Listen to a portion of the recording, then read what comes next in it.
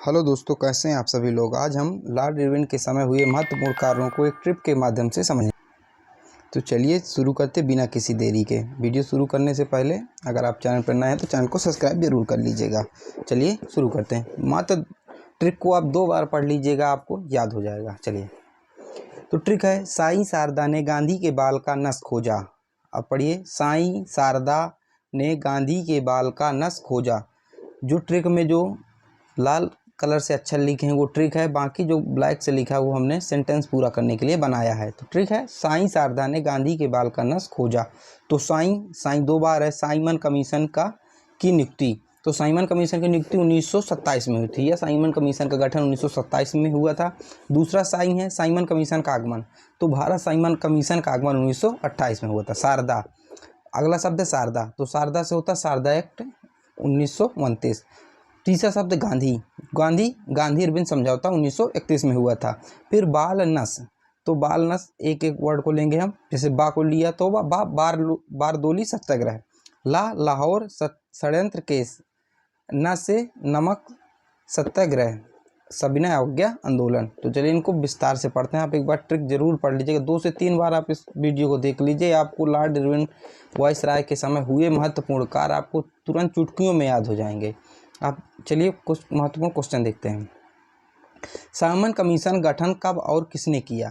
तो Lord Irwin को 3 अप्रैल 1926 को भारत का वायसराय एवं गवर्नर जनरल नियुक्त किया गया था। तो कब गठन कब हुआ? 1927 में। तो साइमन कमीशन गठन 1927 में किया गया था। और किसने किया था?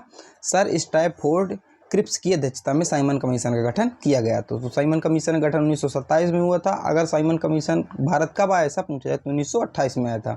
अगला है, साइमन कमीशन भारत कब आया और क्यों? तो साइमन कमीशन भारत 1928 में आया था। ठीक है। भारत में साइमन कमीशन के विरोध का क्या कारण था? भारत में साइमन कमीशन के विरोध का सबसे बड़ा कारण था कि उस आयोग में कोई भी भारतीय नहीं था। वो व्हाइट आयोग था, मतलब उसमें सारे अंग्रेज लोग थे, उसमें कोई भी भारतीय को शामिल नहीं किया गया था। भारत की कानून व्यवस्था को सुधारने के लिए कोई भी भारतीय नहीं था, सारे अंग्रेज थे, इसलिए इसका विरोध हुआ। साइमन कमीशन का विरोध जमकर हुआ। और अगला है, साइमन कमीशन का विरोध करते हुए किस स्वतंत्रता सेनानी को वीर गति प्राप्त हो गई थी?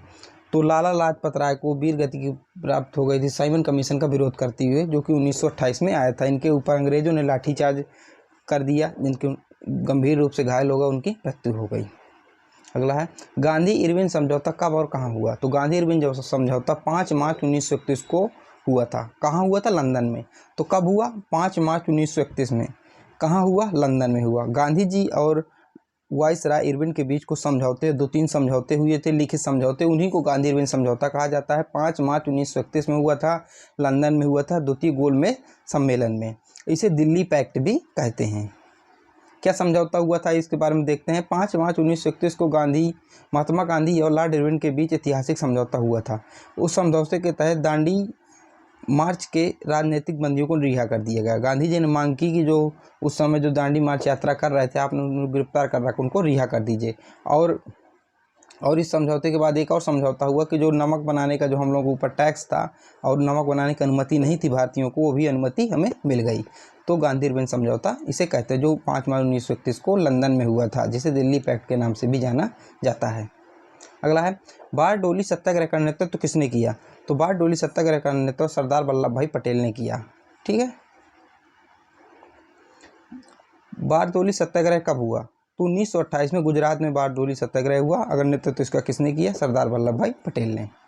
अगला है, लाहौर षड्यंत्र केस में कौन कौन शामिल थे? तो लाहौर षड्यंत्र केस में भगत सिंह, सुखदेव और राजगुरु ये शामिल थे। उन्होंने एक पुलिस अधिकारी की हत्या कर दी थी, जिसका नाम था जॉन सैंडर्स। इसकी गोली मार के हत्या कर दी थी। इन्हीं के ऊपर एक केस चला था, उसी को कहते हैं लाहौर षड्यंत्र केस। उन्होंने असेंबली में बम फेंका था और भागे नहीं थे, इसको गिरफ्तार कर लिया गया। उनके ऊपर आरोप लगाया कि उनको जान से मारने को अंग्रेजों को कोशिश की गई और उन्हें फांसी दे दी गई।